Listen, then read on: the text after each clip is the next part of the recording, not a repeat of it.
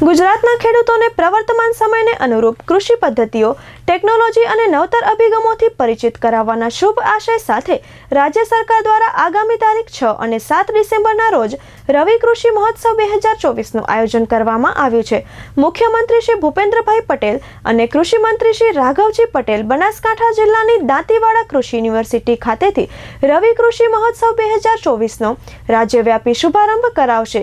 કૃષિ મંત્રી શ્રી રાઘવજી પટેલે વિસ્તૃત વિગતો આપતા જણાવ્યું હતું કે આગામી તારીખ 6 અને 7 ડિસેમ્બર દરમિયાન રાજ્યભરના 246 તાલુકા મથકોએ તાલુકા સ્તરનો રવિ કૃષિ મહોત્સવ યોજાશે.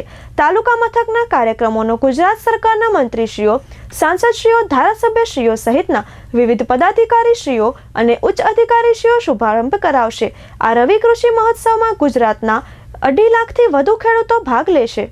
ગુજરાતના તત્કાલીન મુખ્યમંત્રી શ્રી અને દેશના યશસ્વી વડાપ્રધાન શ્રી નરેન્દ્રભાઈ મોદીએ પોતાના શાસનકાળ દરમિયાન ગુજરાત રાજ્યના કૃષિ ક્ષેત્રનો સર્વાંગી વિકાસ થાય અને રાજ્ય કૃષિ ક્ષેત્રે આગળ આવે એના હેતુસર રાજ્યમાં કૃષિ મહોત્સવની પરંપરા શરૂ કરાવેલ.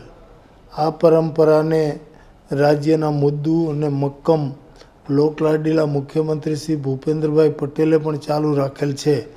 જેના અનુસંધાને તારીખ 6 અને 7 ડિસેમ્બરના રોજ રાજ્ય કક્ષાનો કૃષિ મહોત્સવ બનાસકાંઠા જિલ્લામાં દાંતીવાડા કૃષિ યુનિવર્સિટી ખાતે યોજાનાર છે. અને સાથોસાથ આ તારીખો દરમિયાન રાજ્યના 246 જેટલા તાલુકાઓમાં પણ આ કાર્યક્રમ થનાર છે, જેમાં 2.5 લાખથી વધુ ખેડૂતો ભાગ લેવાના છે.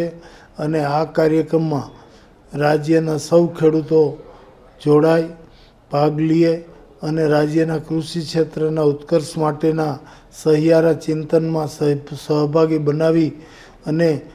બનીને ગુજરાતને દેશમાં કૃષિ ક્ષેત્રે નંબર 1 બનાવવા માટે સૌ સાથ અને સહકાર આપે એવી મારી સૌ ખેડૂત ભાઈઓને વિનંતી છે.